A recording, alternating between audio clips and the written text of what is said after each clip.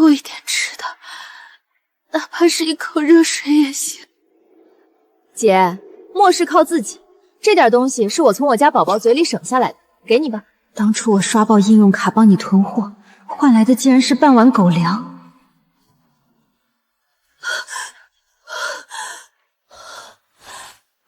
姐，别往外说，我空间跟足球场似的，你那实力方连保安亭都不如，说了丢人。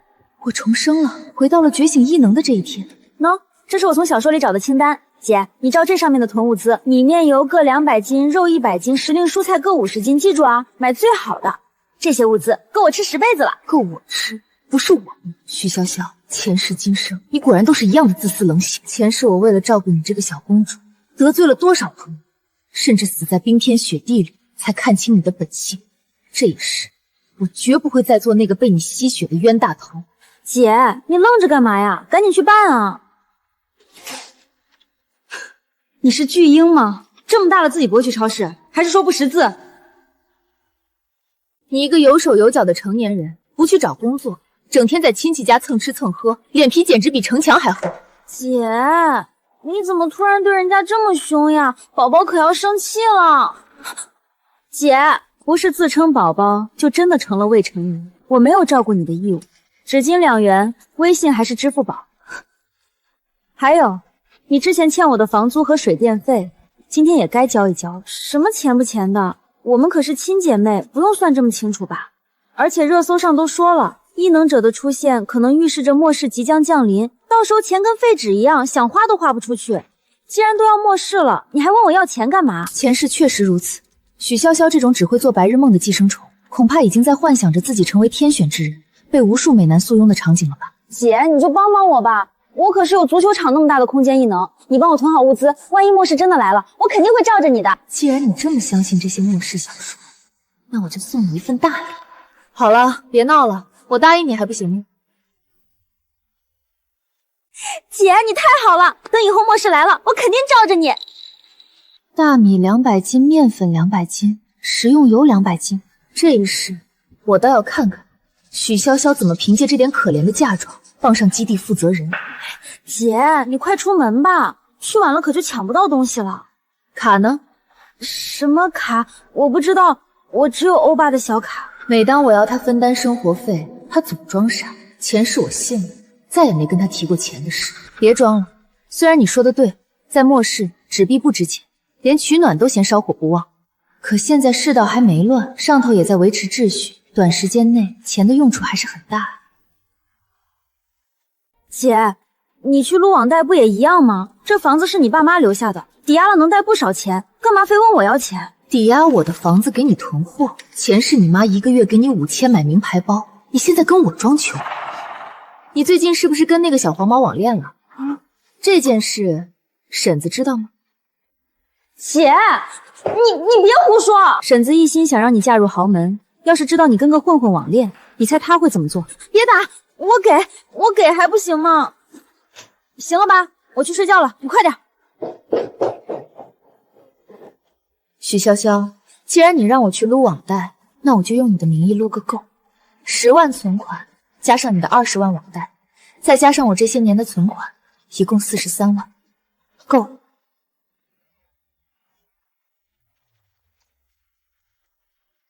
还是只有实力方面，连张沙发都放不下。前世我在这里冻得精神涣散，直到死才知道，末世不是丧尸，而是零下80度的极寒。这一世，我要用最少的钱换最大的命。许潇潇，你不是要实力蔬菜吗？这就是我给你的新鲜货。姑娘，这批冷冻肉可是放了很久了，便宜是便宜，就是味道。我全要了，下午送货。这陈米都长虫了，面也发霉了，你真要？只要便宜就行。还有那桶最便宜的转基因大豆油，全部打包。米是陈米，面是长虫的面，油是废油，这些都是我为许潇潇精心准备的惊喜。无论是乱世还是盛世，黄金才是永远的硬通货。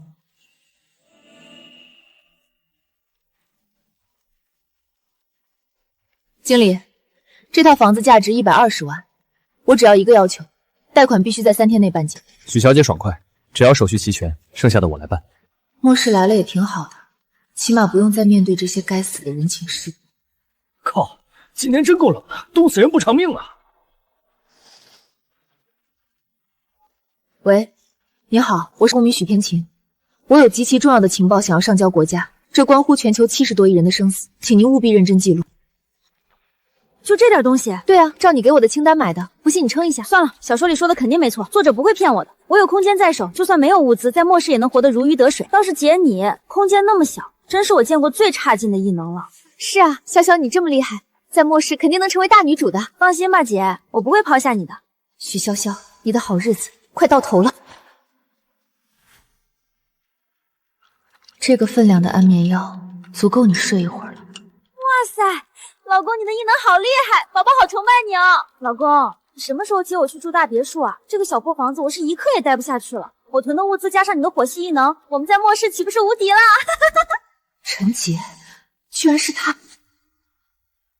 讨厌，你真坏！怪不得前世他们勾搭的那么快，原来是网络一线牵。谁能想到前世风光无两的最强异能者陈杰，末世前居然是个黄毛。潇潇，喝杯牛奶暖暖身子。姐，你什么时候过来的？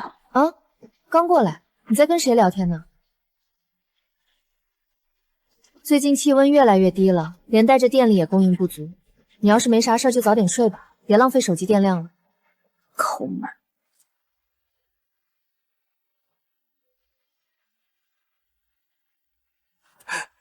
这牛奶里不会下药了吧？爱喝不喝，你以为谁愿意伺候你似的？还不是你最近做饭太油腻，害得我长胖好几斤。我怀疑你嫉妒我的美貌，加了增肥药，这不是很合理吗？合理个屁！除了陈杰那个黄毛，谁不想？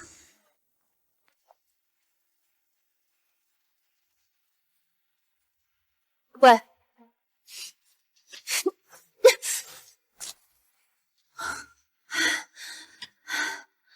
这只是开始，天亮就会降到-85度，出门冻掉耳朵不是玩笑。潇潇，给我口吃的吧，求求你了！人要靠自己，不能总依赖别人。看在以前的情分上，王妈，给他点东西吃。我养条狗还会讨我开心呢，比那些只会向我讨饭吃的人强多了。许潇潇，既然你那么大义凛然，这一世就靠自己活下去吧。前世，许潇潇偷偷带走了我所有的物资，甚至连一件棉衣都没给我留。我还以为他出了什么意外，担心了很久。隔壁市已成立曙光基地，总指挥陈杰及其夫人许潇潇为幸存者提供面包与热水。我变卖家产去投奔他，换来的却是狗粮和冻死在路边的绝望。这口热乎饭，我等了2辈子。紧急通知！现发布极寒红色预警，未来24小时气温骤降至-80度，全体市民立即停止户外活动，闭门保暖。救援力量正在筹备，请保持联络。前世直到饿死都没等到的救援，这一世一定会看到春暖花开的那一天。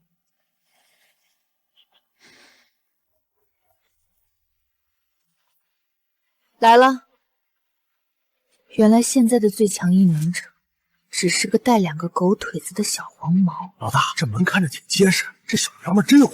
许潇潇说他这存了不少好东西，不开门就直接把门拆了。命还真够硬的，零下几十度冻了一整晚，竟然还能活着找上门，果然是祸害1000年。大哥，这小娘们手里有武器，还是油锯，听着就吓人，怎么办啊？现在是我们异能者的天下，普通人在我眼里跟蝼蚁没什么区别。敢动我的女人，找死，受死吧！许天晴，这就是你抛下我、算计我的报应，你活该被烧死。我们姐妹走到今天这一步，全都是因为你冷漠无情、自私自利。你去死吧，永远都别想翻身。自私自利、忘恩负义的人是你，前世喂我狗粮，将我逼上绝路的人也是你。别叫我姐，我嫌脏嫌恶心，以及马上要死的人从来都不是我，而是你们。这火怎么烧到我身上了？好烫！救命啊！老公，快救我！老老大，不对劲，火不受控制了，快灭火！好痛，我的衣服烧起来了，救命！该死，这烙铁怎么回事？我的异能怎么会失控？快跑！普通的冷兵器在顶级火系异能面前毫无胜算，油具不过是用来吸引他们注意力的幌子。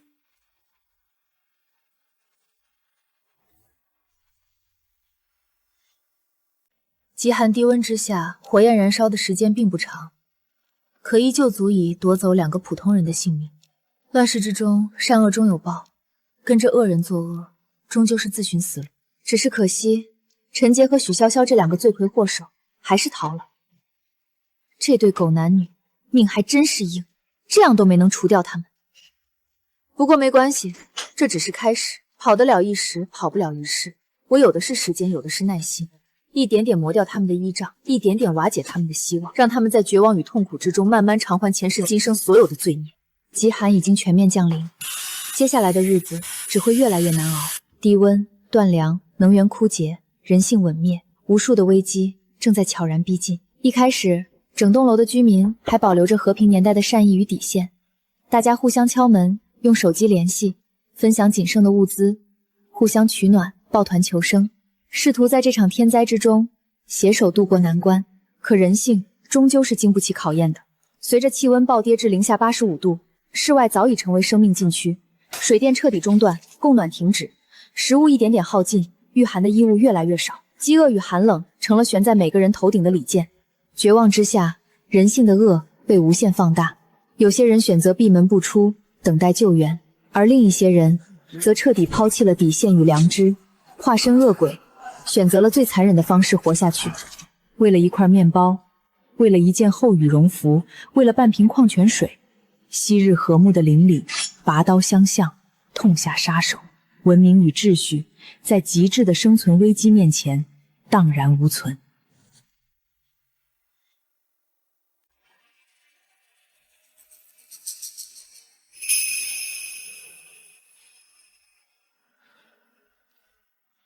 这里是国家进入极寒红色预警。低调隐忍，藏好自己的实力与物资，是末世生存的第一法则。我没有强大的攻击异能，能依靠的只有这具身体和头脑。必须变强，哪怕只是一点点，也要在敌人上门时拥有自保之力。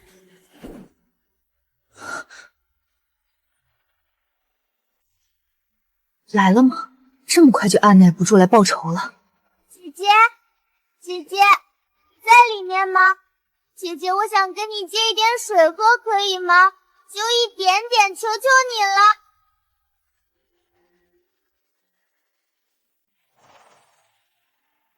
不是许潇潇，不是陈杰，也不是那些心怀恶意的掠夺者，是住在这楼上的邻居贝贝。贝贝的妈妈是单亲母亲，母女俩性格孤僻，但贝贝这孩子很有礼貌，每次电梯偶遇都会甜甜的叫一声姐姐。在这个自私冷漠的小区里，这份纯粹的善意格外难得。贝贝，外面这么冷，很危险，你妈妈呢？她怎么让你一个人下来？妈妈昨天出去了，去附近的大超市想找一点吃的东西，可是她什么都没有找到，还碰见了一伙很坏的强盗，他们把妈妈身上的羽绒服都抢走了。今天早上妈妈浑身发烫，一直在发烧，不停地说口渴，想要喝水，可是家里一点水都没有了，外面的雪很脏，我不敢给妈妈喝，所以我才下来想跟姐姐借一点水。姐姐，要是你没有的话，我就去别人家问问，不打扰你了。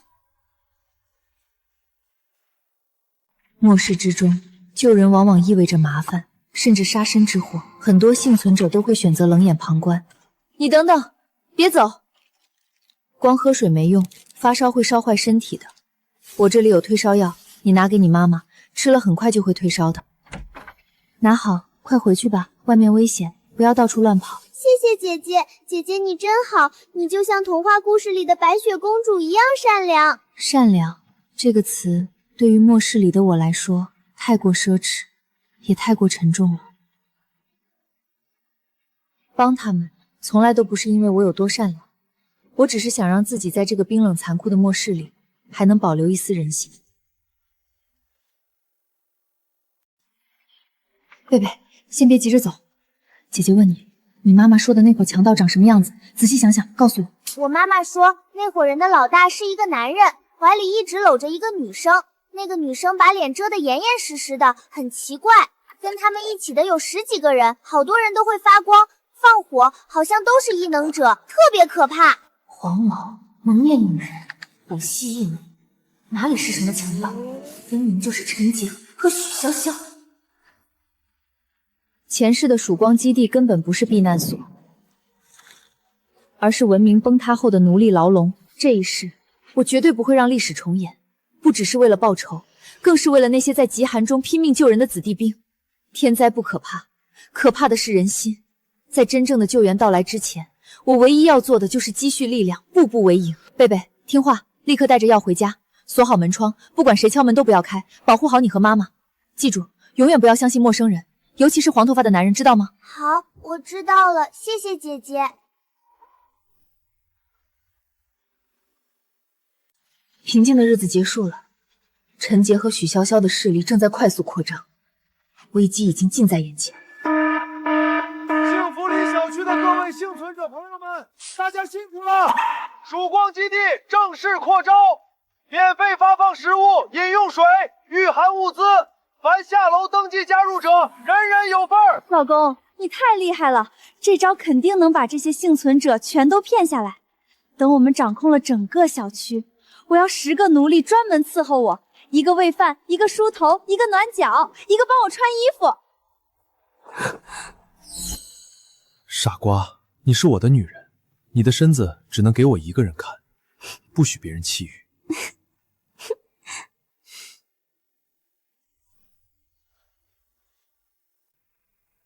好了，别撒娇了。潇潇，从你的空间里再拿出一批物资摆在这里，舍不得孩子套不着狼。等我们彻底拿下这个小区，我会加倍补偿你，要什么有什么。老公，要不我们还是节省一点吧？我们这一路消耗的物资实在是太多了，再拿出来就真的不够了。怕什么？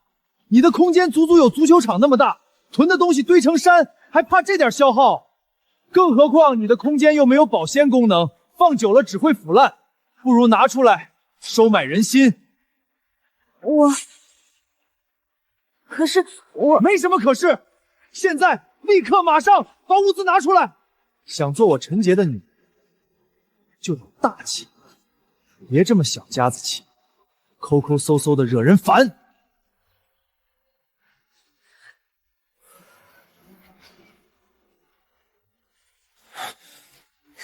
谁说他的空间没保鲜功能？那是天大的笑话。真正的问题是，我从一开始给他采购的就是烂货，数量本就少，变质更是必然。这可是我精心为你准备的惊喜。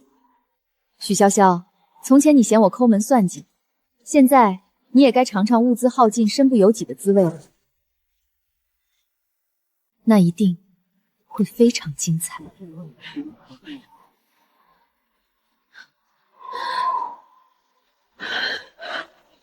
哟，这不是前几天在超市碰见的小娘们吗？真是缘分啊！怎么，上次没扒够你的衣服，这次主动送上门，想哥哥们了？各位大哥，求求你们高抬贵手，我们不要物资了，我们现在就走，绝不打扰。别怕，不用走。我们是正规的曙光基地，只要加入，不仅有吃的，还有人保护。谢谢，谢谢你大哥。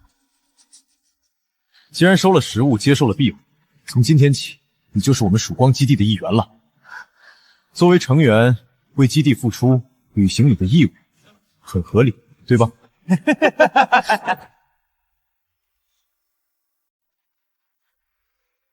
们放开我妈妈！你们这群混蛋，大混蛋！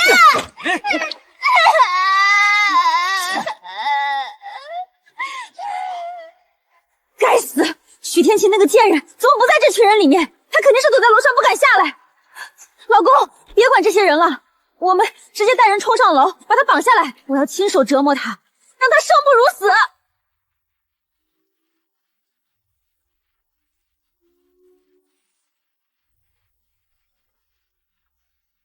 好，既然他不敢下来，那我们就上去请他下来。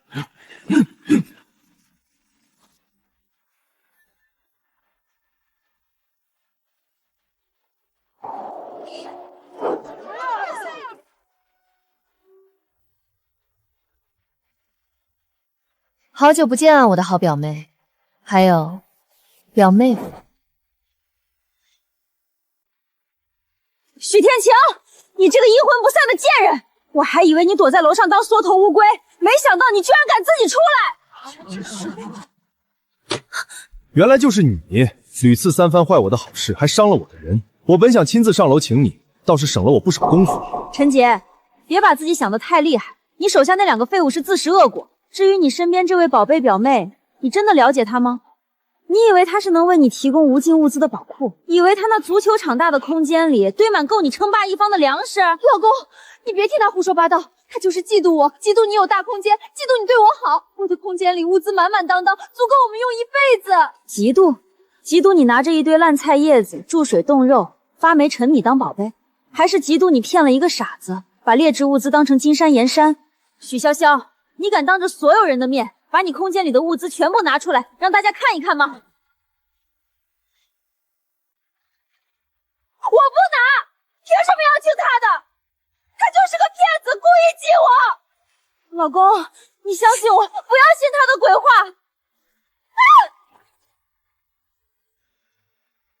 许潇潇，他说的是不是真的？这只是开始，我要一点点撕碎他们的伪装，让他们从所谓的伴侣变成互相猜忌的仇人。老公，我真的没有骗你。末世前，他亲手帮我囤的货满满一空间，怎么可能是劣质东西？是他从中作梗，是他故意换了我的好物资。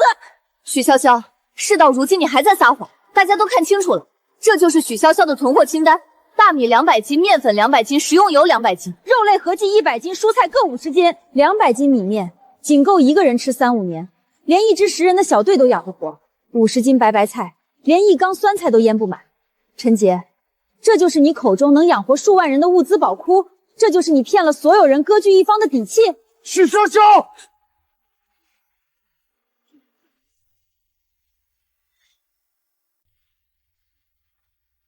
就这点东西，还说要救救我们，这不就是骗我们下楼送死吗？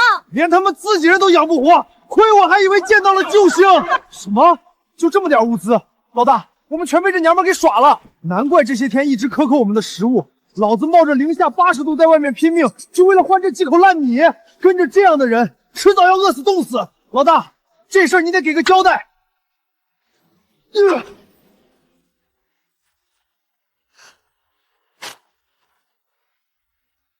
大米200斤，面粉200斤。许潇潇，你好大的胆子，竟敢拿这种东西糊弄老子！老公，你听我解释，我只是……滚！老大，物资不够分，咱们接下来的日子怎么过？总得有人负责吧？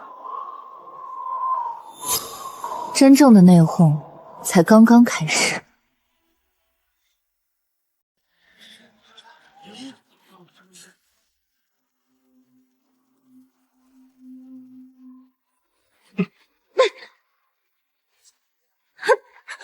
老公，我错了，你原谅我这一次好不好？我以后再也不敢了。我们一起去抢物资，去抢很多很多物资，足够你建立基地。求求你不要生气。一句错了，就想抹平你骗我的所有事情。许潇潇，你把我陈杰当成什么了？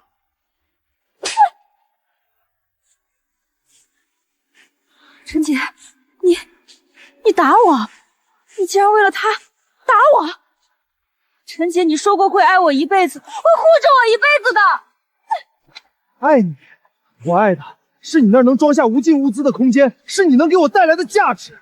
若不是你谎称物资充足，你以为我会多看你一眼？一个好吃懒做、自私自利、满口谎言的废物也配提爱？为什么会这样？不该是这样的。许天晴，为我好事离间我的人，这笔账今天必算清楚。所有人听令，冲上楼，活捉这个女人！我要亲手将她挫骨扬灰。零下85度的极寒，冻住的是地面，冻不住的是濒临爆发的绝望。你们这群骗子，杀人犯，大家横竖都是死，跟他们拼了！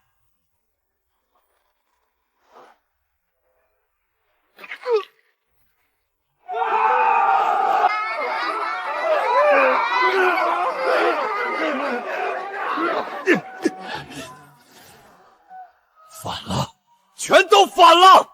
给我杀，一个不留！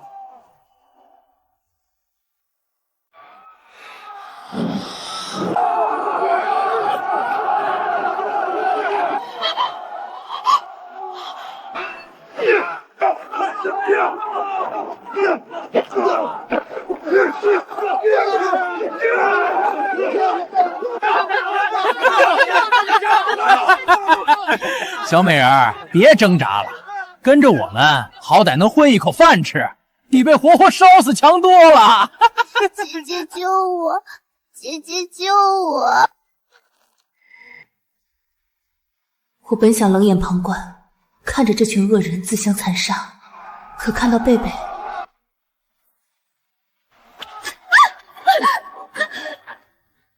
什么东西？烟雾，看不见了，小心有诈！别说话，跟我走。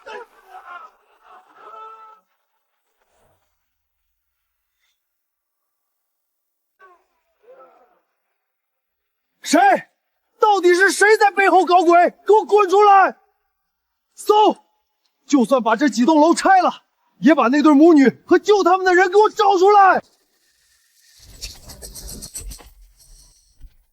许小姐，谢谢你，真的谢谢你。先进睡袋里取暖。极寒天气下，室温比任何伤口都致命，药按时吃，水和食物省着点用。这里是临时藏身点，不能久留。等外面的风波平息，我会安排你们转移。记住2个规矩：第一，不许大声喧哗，不许发出任何异响；第二，不许追问我的任何事情，不许打探我的住处，更不许擅自离开地下室。能做到，你们就能活下去；做不到，我不会再救你们第二次。我知道，我都记住了。许小姐，我们绝对不会给你添麻烦，一定乖乖听话。谢谢你给我们一条活路。谢谢姐姐，贝贝听话，不吵不闹。幸存者暴动重创了陈杰的根基，手下异能者折损过半，剩下的人也人心惶惶。许潇潇在他眼里已经彻底沦为废物，离间内耗削弱。陈杰、许潇潇，我要看着你们自相残杀。距离画报情报已经过了12天，按照前世的时间线，官方侦察小队很快就会潜入这片区域，你们的好日子不多了。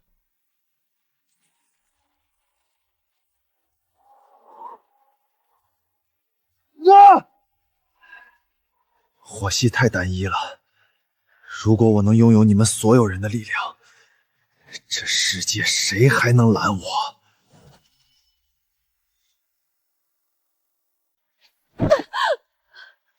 昨晚的暴动，你们都看到了，一群蝼蚁也敢反抗，为什么？因为你们太弱了。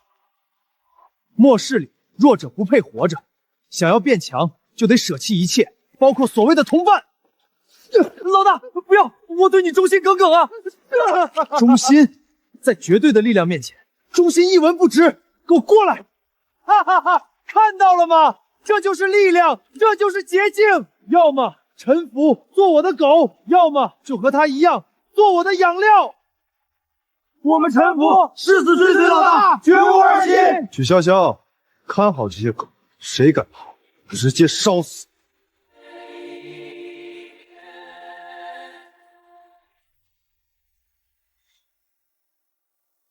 陈杰的异能掠夺比前世更疯狂了，他正在变成真正的恶魔。疯狂是覆灭的前兆，这些罪证将成为钉死你的棺材钉。这场复仇我不急，我要看着你们在疯狂中毁灭，尝遍我前世所有的苦难。妈的，跟着陈杰迟早饿死。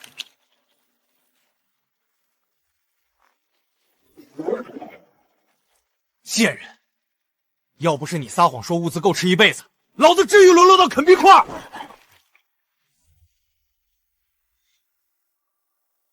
好饿，真的好饿。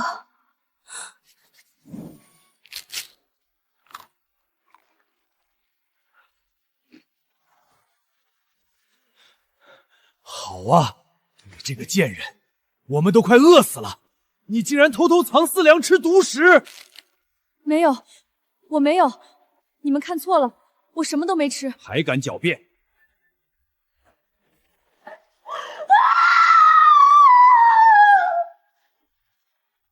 大家都看清楚，这是什么？牛肉干、巧克力！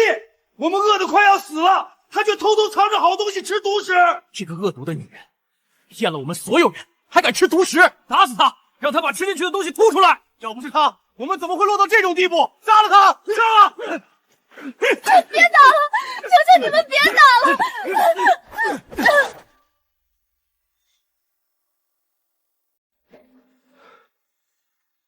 老公，救我！他们打我！求求你救救我！我再也不敢了！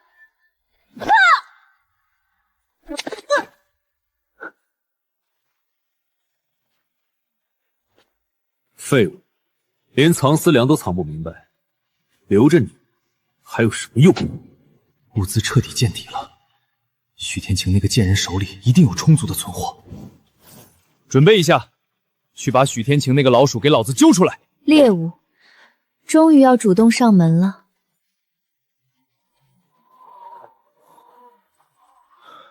幸福里小区确认有非法异能掠夺信号，陈杰团伙列入1号清剿名单。明天清晨，全员出动，封锁这栋单元楼，逐层搜捕。就算把这栋楼拆了，也要把许旭条给我揪出来。谁抢到物资，老子重重有赏。他就是我们最后的救命稻草，抢了他，这小区就是我们的天下！哈哈哈哈哈哈哈哈！报告情况。队长，现场勘查完毕，目标陈杰，火系异能，气息暴虐，空地发现数十具非正常死亡尸体，确认为屠杀现场，发现被奴役幸存者23人，生命体征极其虚弱，还有一名叫许潇潇的女性长期受虐。陈杰已突破人类底线，标记所有罪证，录制视频。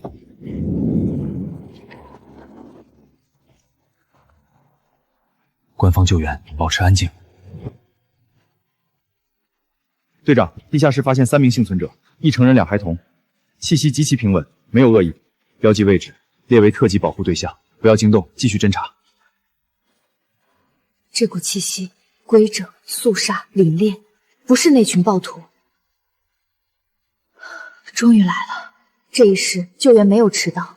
陈杰、许潇潇，你们准备好迎接审判了吗？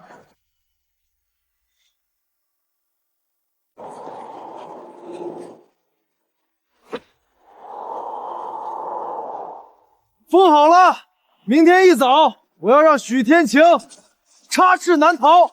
只要拿到他的物资，我们就彻底翻身了。官方需要证据，更需要核心情报。陈杰的异能弱点、人员分布，甚至他掠夺异能后的虚弱期，我全都要报上去。陈杰，火系，掠夺异能后有2小时反噬虚弱期。水系异能者弱点，极度怕热，持续战斗力差。被奴役幸存者共23人，位置1号楼地下仓库。从犯许潇潇，负责物资心理和摧残，无战力。明天，这里就是老子的天下。为什么？总觉得有种不安的感觉。陈杰真的能赢吗？许小姐，外面那些人明天真的会来吗？我们该怎么办？放心，不会有事。猎人自以为布下了天罗地网，却不知道自己早已走进了别人的包围圈。明天不会是我们的末日，而是他们的审判日。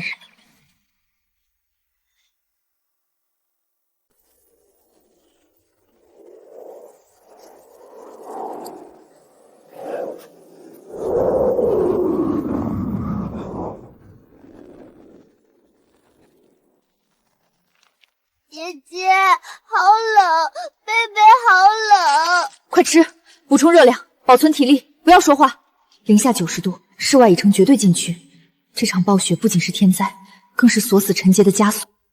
该死，该死的暴雪，偏偏在这个时候。物资撑不过2天了，暴雪封路，咱们全得死。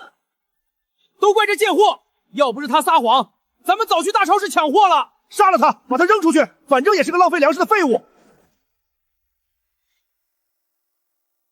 暴雪带来的断粮危机是对所有作恶者的惩罚。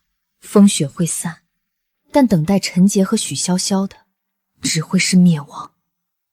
活下去，必须活下去。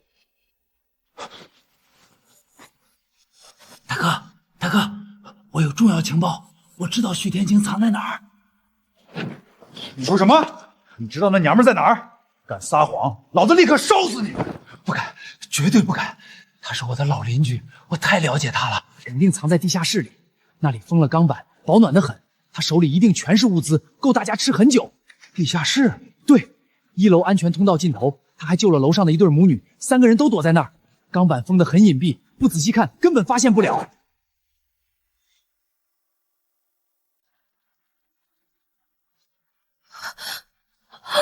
老大，好消息，我们找到那个女人的藏身之处了，就在地下室，有一大一小2个拖油瓶，钢板门就在安全通道尽头。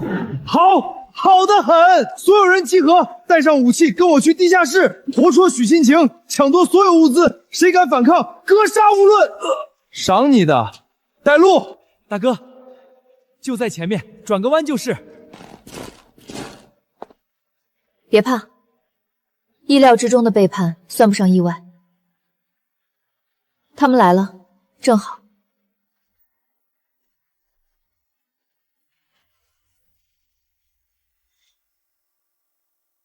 到了，大哥，你看，就是这扇门。这娘们儿狡猾得很，用厚钢板封死了。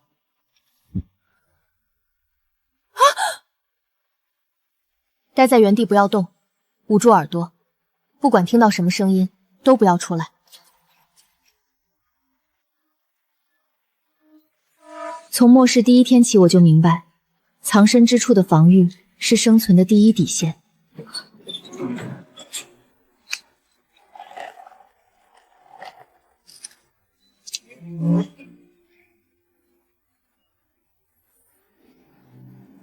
开始吧。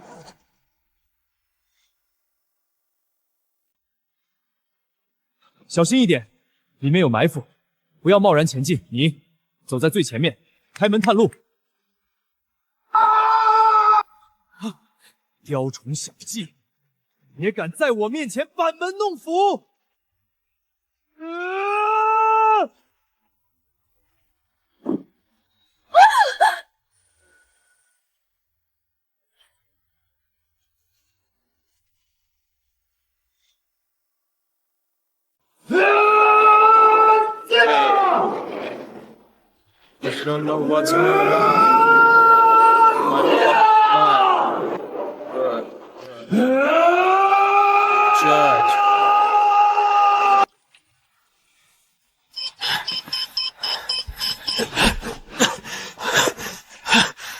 抢来的东西终究是要还的。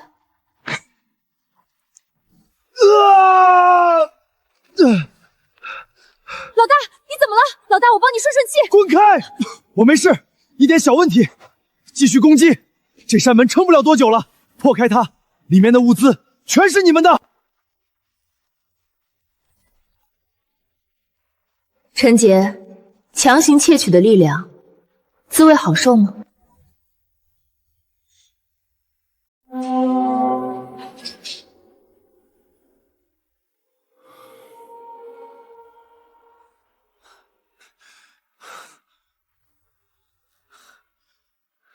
这一切都是陈杰咎由自取，贪婪是原罪，残暴是恶果，掠夺他人的力量，最终只会被力量反噬。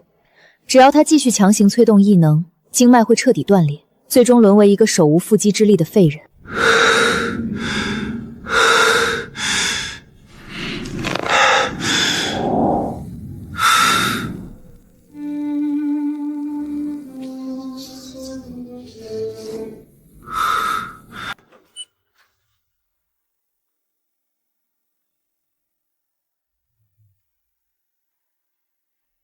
没事了，他们伤不倒我们，很快一切就都结束了。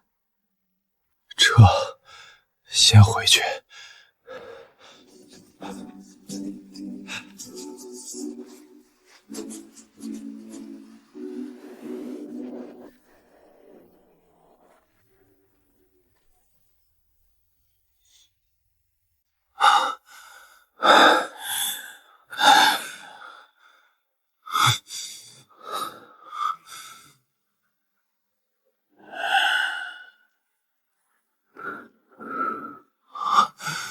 陈杰快不行了，异能反噬，身体重创，手下离心，物资耗尽。这个男人已经自身难保，再也没法庇护我了。暴雪封城，无路可逃，唯一能让我活下去的人，只有许千青。只有许千青手里有物资，有温暖的房间。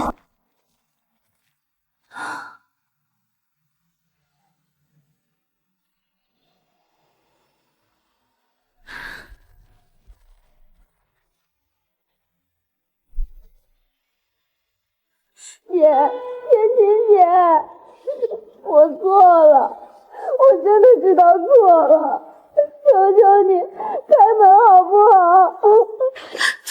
求求你原谅我这一次。小小，给我一点吃的。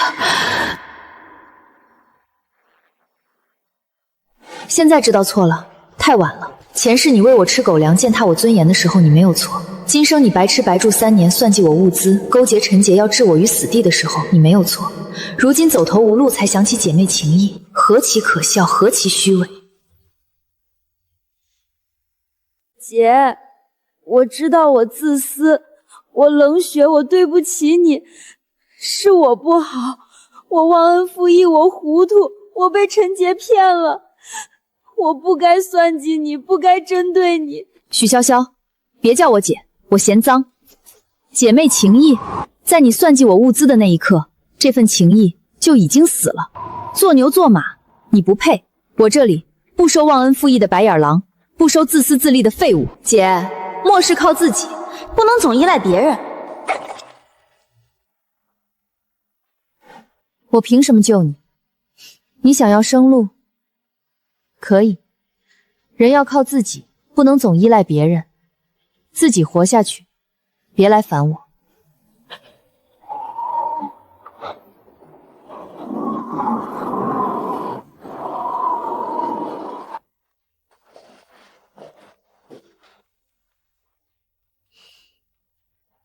宽恕是留给值得的人的，而许潇潇不配。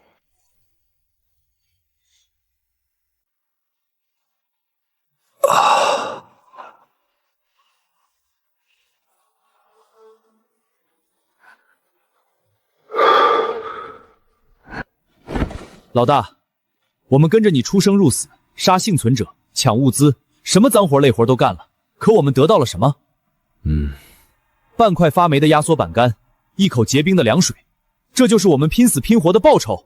你为了变强，随便猎杀我们的同伴，掠夺异能，你被一个女人耍得团团转，连人家的藏身之处都攻不进去。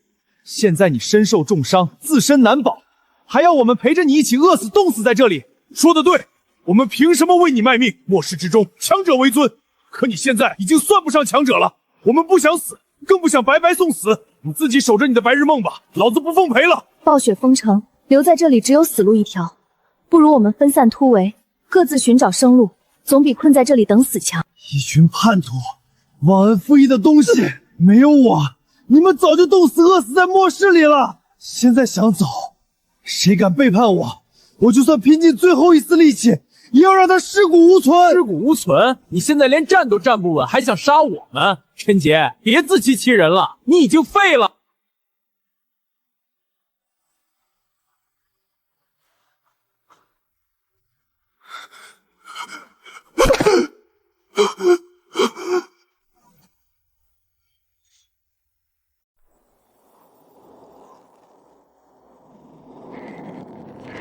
我还没输，我没输！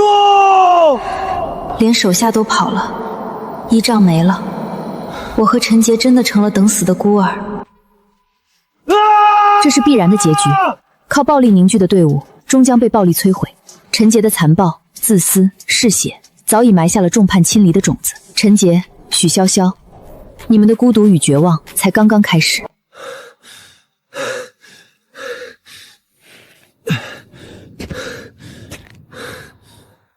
起来，跟我走。走，手下都跑了，我们打不过他的，我们会死在这里的。啊，疼！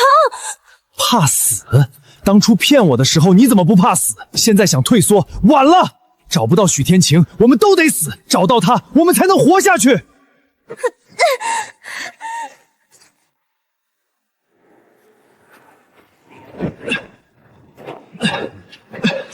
一定有侧门，或者通风口。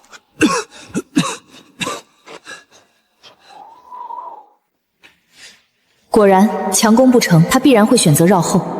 陈杰，我早已在这些薄弱入口布下了天罗地网，坠入冰血，即便不被刺穿，也会瞬间冻僵。陈杰，你们就是冰雪中的活靶子。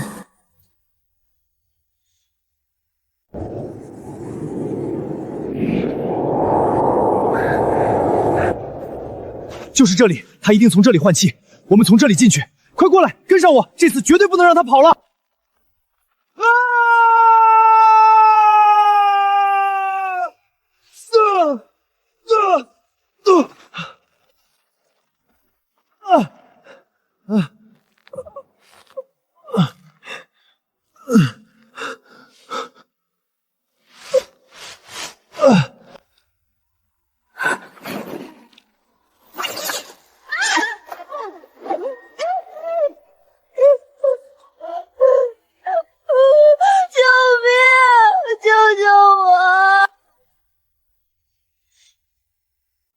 冷，好冷，救我！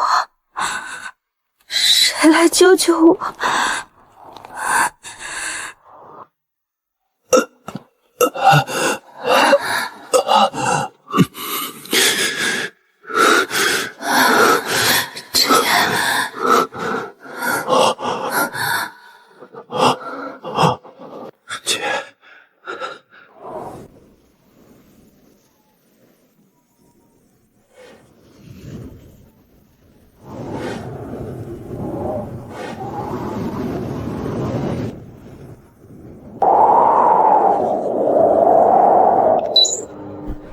前世我在冰天雪地受过的苦，他们现在承受的不及1/1000。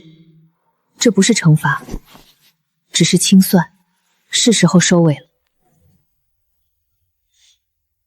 报告队长，包围圈已全面收紧，幸福里小区所有出入口、逃生通道已全封锁。热成像监控数据，地下室区域3道稳定生命信号，确认为受保护幸存者。单元楼后侧陷阱区2道信号极度微弱，呈濒死状态。陈杰、许潇潇，作恶多端，罪证确凿。雷系、冰系、防御系小组就位，开启异能压制场，绝不给陈杰任何反抗机会。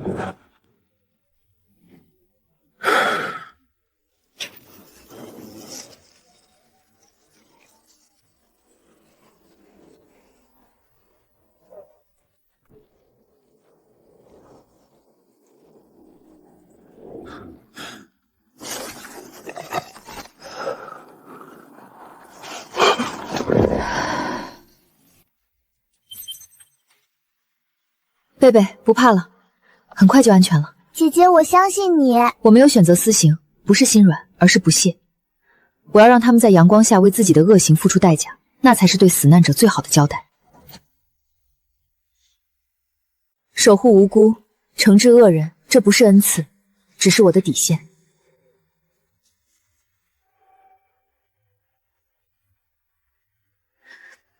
信号发出，铺垫已成，大局已定。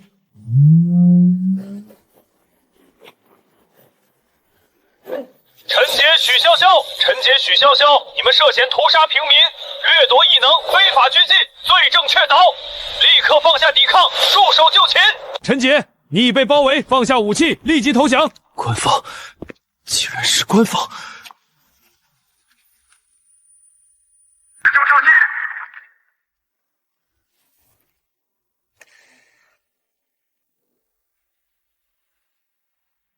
这一刻，我等了2世。陈杰、许潇潇，你们的罪恶人生到此为止了。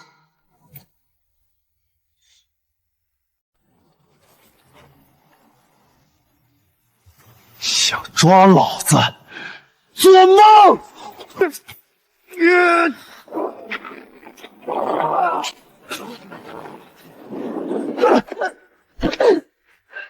都给老子滚开！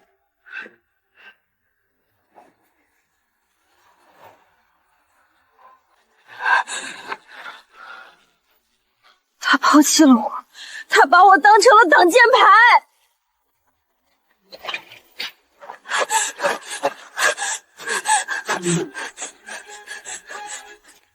追！绝对不能让他们逃脱！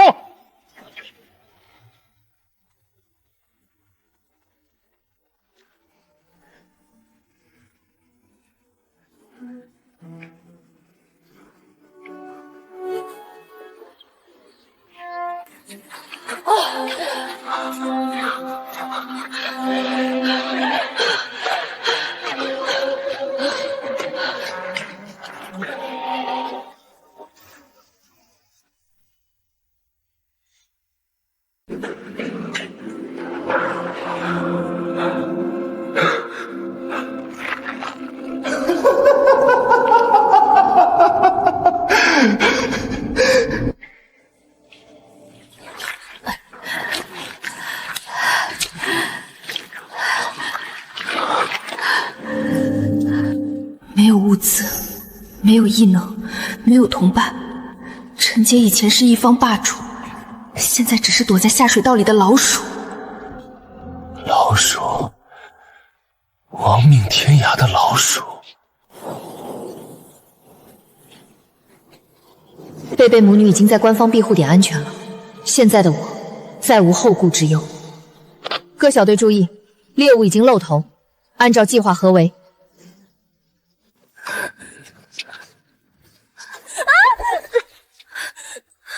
老公，别丢下我，我走不动了。走不动也得走。你想被那群疯子抓回去剥皮吗？往左边追，他们往废弃工厂方向跑了，别让他们跑了！这2个人渣害死了我们多少人！滚开！都给老子滚开！零下90度，陈杰，你跑不远的。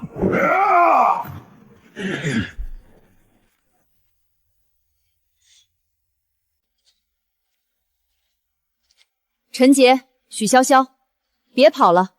你们害死的人掠夺的罪孽，今天该清算。许月晴，是你，都是你害的我们！你放过我们，求求你放过我们！放过你？那些被你们烧死、冻死、奴役的幸存者，求你们放过他们的时候，你们在哪里？老子跟你们拼了！哼！啊！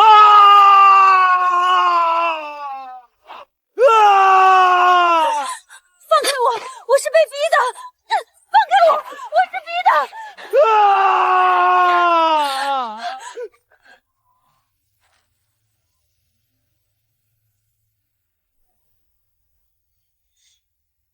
给我烧！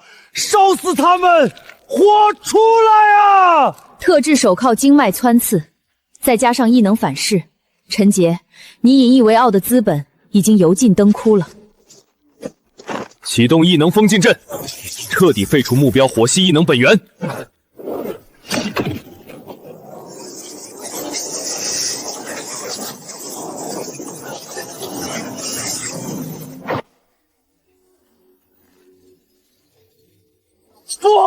不要废我的异能！求求你们，我错了，再也不干了！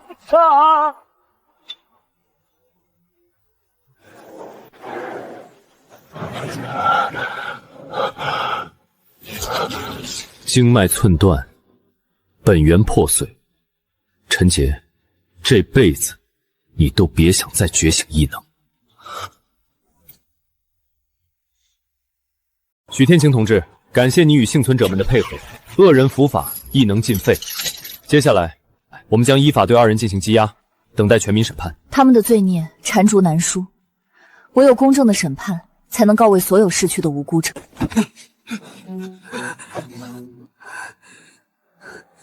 空间，我还有空间，只要能躲进空间里，谁也抓不到我。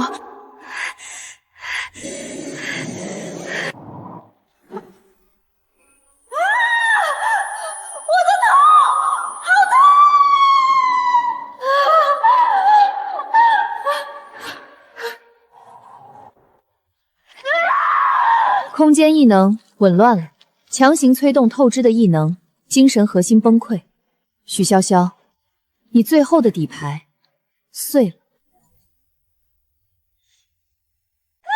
从末世之初，我为他囤积那些烂菜死猪肉开始，他的空间就在损耗，毒素侵蚀屏障，细菌破坏根基，空间早已空空如也，没有任何能量补给。现在强行催动，只会彻底崩塌。不可能！我的足球场，我物资给我开啊！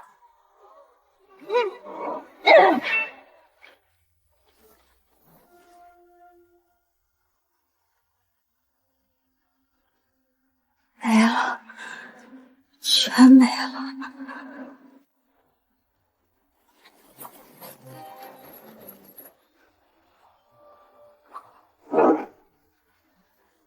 这是清单，活该。空间作废是他咎由自取，物资耗尽是他自食恶果，两世的算计终究一场空，一生的自私终究毁自身。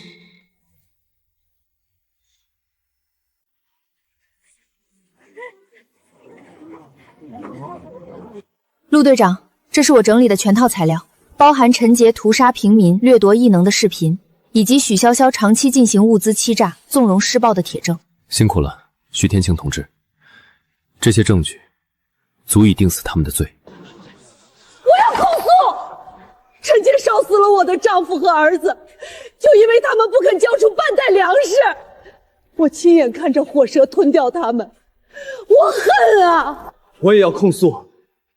许潇潇逼我们在零下90度的天里赤手干活，还骂我们是不配活着的废物。3个老人家就死在我面前，他连眼皮都不抬一下。陈杰为了抢我的水系本源，强行撕裂我的经脉，我没死，但成了废人。这个恶魔必须血债血偿！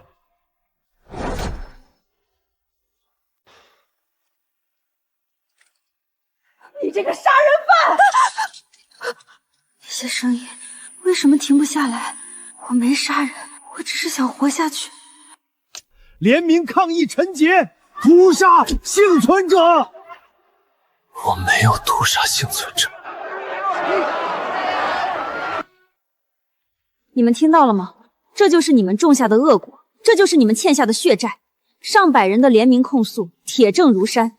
陈杰、许潇潇，没有人能救你们，也没有人会宽恕你们。这一切才刚刚开始，属于你们的地狱还在后面。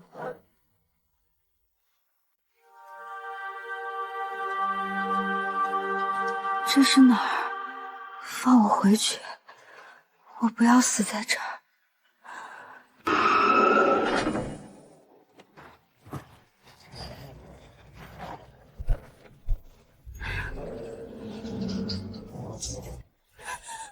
放我出去！我知错了，求求你们开门，放我出去！称霸末世，呵呵，掠夺一切，最后就剩这点地方。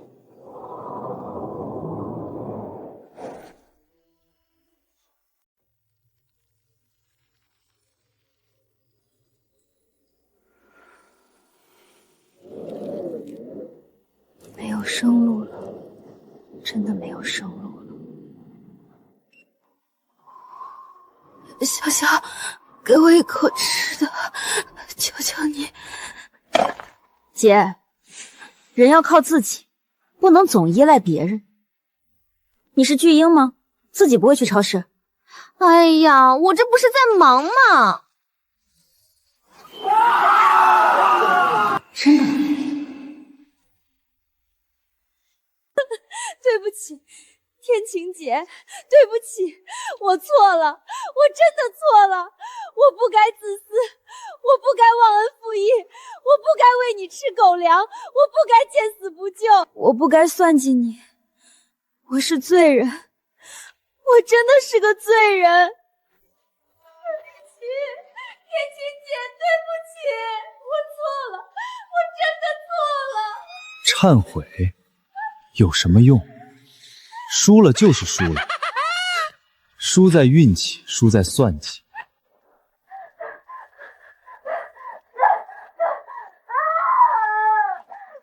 迟到的正义尚且非正义，迟来的忏悔更是一文不值。两世的血海深仇，无数无辜者的鲜血，不是几句痛哭流涕的忏悔就能抹平的。到了，都下车。这是哪儿？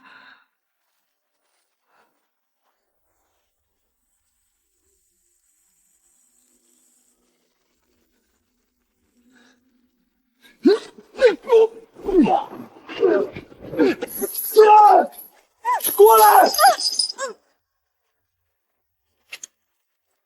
陈杰，放开他！都别动！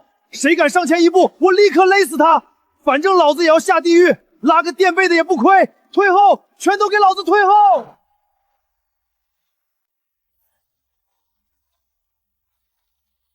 陈杰，放开人质，立刻投降！这是你最后的机会，你已经异能尽废，伤害无辜，只会让你永世不得翻身！哈哈哈哈哈哈！翻身？老子早就没机会翻身了！是许天晴毁了我，是你们毁了我！我称霸末世的梦，我的异能，我的一切全都没了！既然我活不成，那就拉个垫背的！给老子准备越野车，加满油，还有食物和保暖物资。10分钟，办不到我就勒死他！陈杰，你还是老样子，残暴、自私，毫无底线。你从没想过放走人质，你只会带走他一起下地狱。妥协换不来生机，退让只会助长你的恶毒。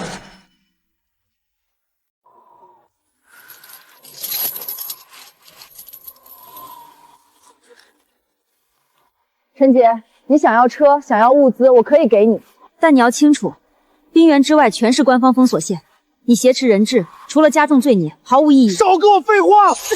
我不想听你说教，要么给我东西，要么看着他死。我可以单独过去做人质，换这个人。我是你最恨的人，是毁了你一切的人，用我换他，对你而言更划算。你可以用我要挟所有人，这比挟持一个幸存者更有价值。好，你过来，慢慢走，不许耍花样。只要你过来，我就放了这个人。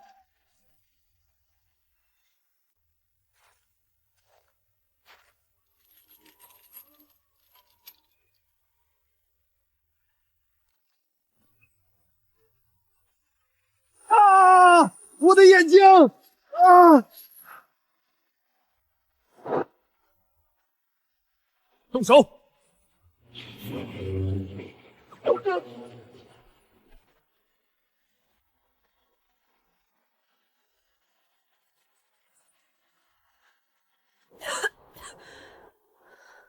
好！危机解除了，没有伤亡，没有悲剧，这场最后的反扑到此为止。许天晴，我不甘心，我不甘心！不甘心又如何？善恶终有报，天道好轮回。你种下的恶因，注定要吞下这咂果。我投降，我认罪，我全都认罪。所有的坏事都是陈杰逼我做的，我是被胁迫的，我愿意指证他，求求你们宽大处理，放过我。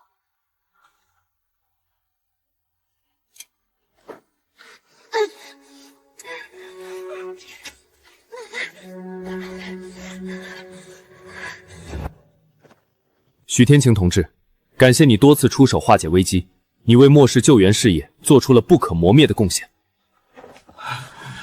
谢谢，谢谢你救了我们。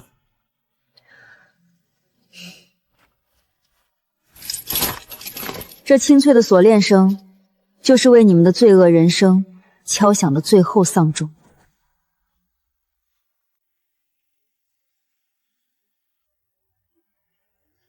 陈杰与许潇潇伏法的消息传遍全城，极寒依旧刺骨，灾难尚未结束。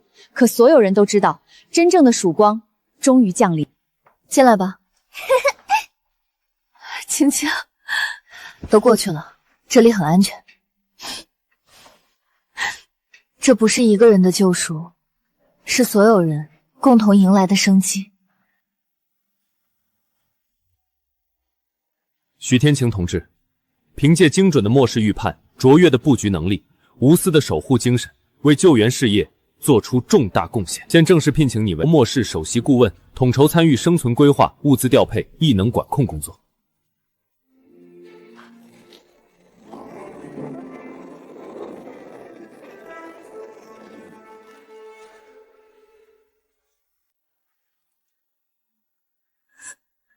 法官大人，我真的是被逼的，我是被陈杰胁迫的。我胆子小，我什么都不知道啊。被告人许潇潇，证据显示，你主动提供物资诱饵，协助陈杰诱捕幸存者，并多次在公开场合羞辱受害者。你的辩解无效。被告人陈杰犯反人类罪、故意杀人罪、异能掠夺罪、非法拘禁罪，手段残忍，社会危害极大，判处死刑，立即执行。被告人许潇潇犯共同犯罪罪、欺诈罪、纵容故意伤害罪，主观恶意明显，拒不悔改，判处终身监禁，剥夺所有权利，羁押于极刑冰原监狱，终身不得假释。这就是我的归宿吗？行刑！他妄图称霸末世，最终葬身于这片他曾肆意践踏的冰原，尸骨无存。这是一个只有3平米的合金牢笼，牢笼外是茫茫冰川，牢笼之内是永恒的赎罪。这便是他自私一生最终的归宿。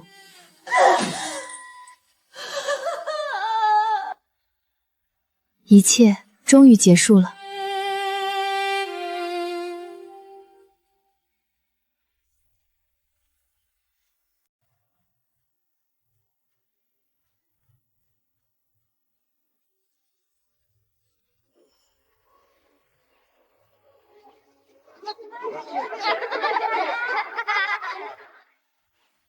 光阴流转，3年转瞬即逝，这场100年极寒天灾终于迎来了转机。我主导了灾后重建、物资调配，看着文明在废墟中重获新生，这里终于像个样子了。天晴姐姐，许顾问，今晚一定要来家里喝茶，北北今天拿了全校第1呢。好，一定去。那场噩梦没有摧毁贝贝的童真，现在的她成绩优异，善良温暖，像一束温柔的光。3年间，我走遍大江南北，我不再是那个只为复仇而活的许天晴，我是守护万家灯火的顾问，是重建家园的战士。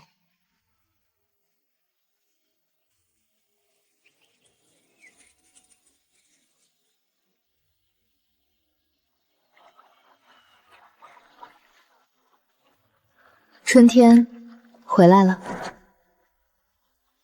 全球极寒天灾全面结束，生态系统恢复正常，末世危机正式终结。结束了，结束了！重生一场，我报了血海深仇，护了无辜同胞，终于亲历了盛世归来，前世的遗憾，今生圆满。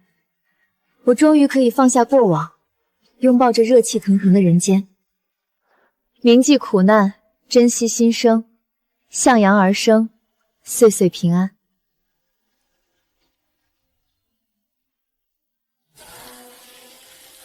天晴姐姐，以后再也没有冰雪，再也没有坏人了，对不对？对，以后都是晴天，都是平安，都是好日子。我没有悬身居高位，而是留在曙光城做了一名普通的民生顾问，守着一方烟火，护着一城安稳。